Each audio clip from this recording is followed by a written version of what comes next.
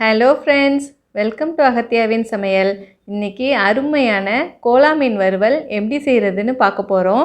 இது நம்ம எப்பொழுதும் போல் மீன் வறுக்கிற மாதிரி இல்லைங்க. நம்ம இது தேங்காய் பால் ஊற்றி வறுக்க போகிறோம். வாங்க இது எப்படி செய்கிறதுன்னு வீடியோக்குள்ளே போய் பார்க்கலாம். மறக்காமல் என்னோடய சேனலை சப்ஸ்கிரைப் பண்ணிவிட்டு பெல் பட்டனை கிளிக் பண்ணிவிடுங்க.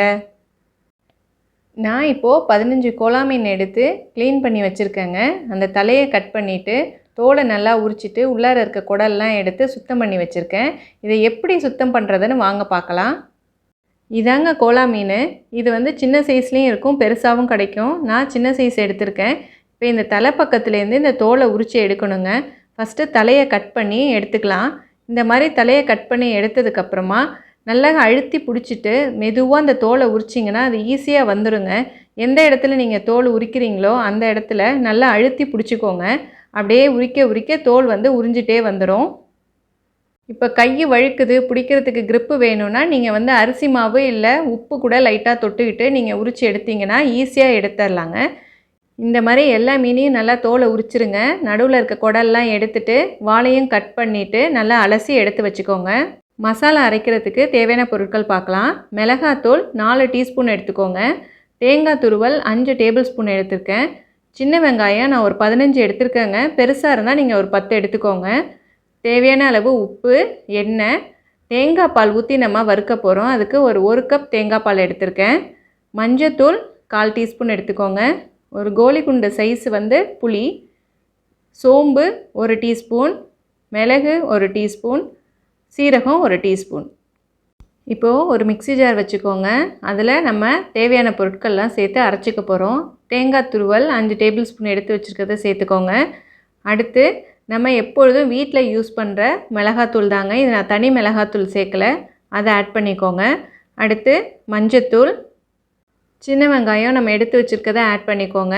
அடுத்து 1 டீஸ்பூன் சோம்பு, 1 டீஸ்பூன் சீரகம், அடுத்து 1 டீஸ்பூன் மிளகு சேர்த்துக்கோங்க. நம்ம எடுத்து வச்சுருக்க புளியை நல்லா திக்காக கரைச்சி இந்த மாதிரி இதில் சேர்த்துக்கோங்க. இப்போ இந்த மசாலாவுக்கு தேவையான அளவு உப்பு சேர்த்து கொஞ்சமாக தண்ணி ஊற்றி நல்லா திக் பேஸ்ட்டாக நல்லா ஃபைனாக அரைச்சி எடுத்துக்கோங்க. மசாலா அரைச்சாச்சு. இப்போ இந்த மாதிரி நல்லா நைஸாக இருக்கணும். திப்பி திப்பியாக இருந்தது அப்படின்னா உங்களுக்கு மீனில் போய் நல்லா ஒட்டாது. இப்போது அரைச்ச மசாலாவை நம்ம மீனில் சேர்த்துக்கலாம். சேர்த்துட்டு இப்போ எல்லா பக்கமும் படுற மாதிரி மீனில் நல்லா கலந்து விடுங்க. எல்லா சைடும் இந்த மசாலா கோட் ஆகணும்.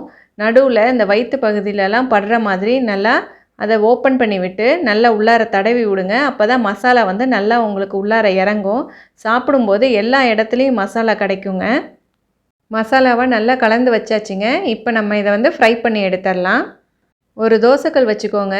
அதில் 3 டேபிள் ஸ்பூன் அளவு நான் எண்ணெய் ஆட் பண்ணியிருக்கேன். எண்ணெய் சூடானதுக்கப்புறம் ஒவ்வொரு மீனை இதில் சேர்த்துக்கோங்க. மீனை எடுத்து இதில் சேர்க்கும் போதே நல்லா இந்த மசாலாவை எல்லா பக்கமும் இருக்கிற மாதிரி தடவிட்டு நல்லா பெரட்டி விட்டு இதில் சேருங்க. அப்போ தான் உங்களுக்கு எல்லா பக்கமும் மசாலா கோட்டாகி இருக்கும். நம்ம தேங்காய் ஆட் பண்ணியிருக்கிறதுனால உங்களுக்கு மசாலா தனியாக பிரிஞ்சு வராது. மீனோட ஒன்று சேர்ந்து தாங்க இருக்கும். 2-3 நிமிஷம் ஆச்சு. நம்ம மீனை திருப்பி போட்டுடலாம். பின்னாடி சைடும் நல்லா வறுபடுற மாதிரி இதை நல்லா பெரட்டி பெரட்டி விட்டு வறுத்தெடுங்க. மீடியம் ஃப்ளேமில் வச்சு இந்த மீனை வறுத்தெடுக்கணுங்க.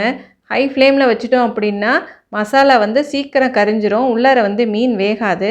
இப்போ எல்லா மீனையும் நல்லா திருப்பி திருப்பி விட்டு அதை வறுத்து எடுக்கணுங்க. இந்த மாதிரி மசாலா லைட் ப்ரௌன் கலராக வந்ததுக்கப்புறமா நம்ம எடுத்து வச்சுருக்க தேங்காய் பாலை இப்போ சேர்த்துக்க போகிறோங்க. ஒவ்வொரு மீனுக்கும் நல்லா சுற்றி படுற மாதிரி ஒவ்வொரு ஸ்பூன் கணக்குக்கு நீங்கள் தேங்காய் பாலை ஆட் பண்ணுங்கள். தேங்காய் பால் நல்லா திக்காக இருக்கணுங்க. தண்ணியாக இருந்தது அப்படின்னா திருப்பி மசாலா சத சதன்னு ஆகிடும். அதனால் திக்கான தேங்காய் பாலாக எடுத்து இப்போ இதை மீனில் சேர்த்துக்கோங்க. இந்த மாதிரி தேங்காய் பால் ஊற்றி சேர்த்து வறுத்து பாருங்களேன், அவ்வளோ சூப்பராக இருக்கும் மீன். பாருங்கள், தேங்காய் பால் எல்லாத்தையும் உள்ளார இழுத்துக்குச்சு. மசாலாவும் எவ்வளோ நல்லா ரோஸ்ட் ஆகிருக்கு பாருங்கள். நம்ம தேங்காய் பால் ஆட் பண்ணோடனே ஃப்ளேமை நல்லா கம்மி பண்ணி வச்சுருங்க. அதுலேயே நல்லா பெரட்டி பெரட்டி விட்டிங்க அப்படின்னா அந்த பாலை எல்லாத்தையும் உள்ளார இழுத்து நல்லா இந்த அளவுக்கு வறுபட்டுருங்க. நம்ம சேர்த்த மசாலா எதுவுமே தனியாக பிரிஞ்சு வரல பாருங்கள். நல்லா மீனோட ஒன்று சேர்ந்துருக்கு.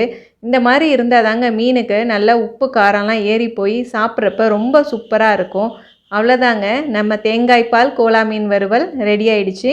இந்த ரெசிபியை நீங்களும் உங்கள் வீட்டில் ட்ரை பண்ணி பாருங்கள். இந்த வீடியோ உங்களுக்கு பிடிச்சிருந்ததுன்னா என்னோட சேனலை லைக் பண்ணுங்கள், ஷேர் பண்ணுங்கள், சப்ஸ்கிரைப் பண்ணுங்கள்.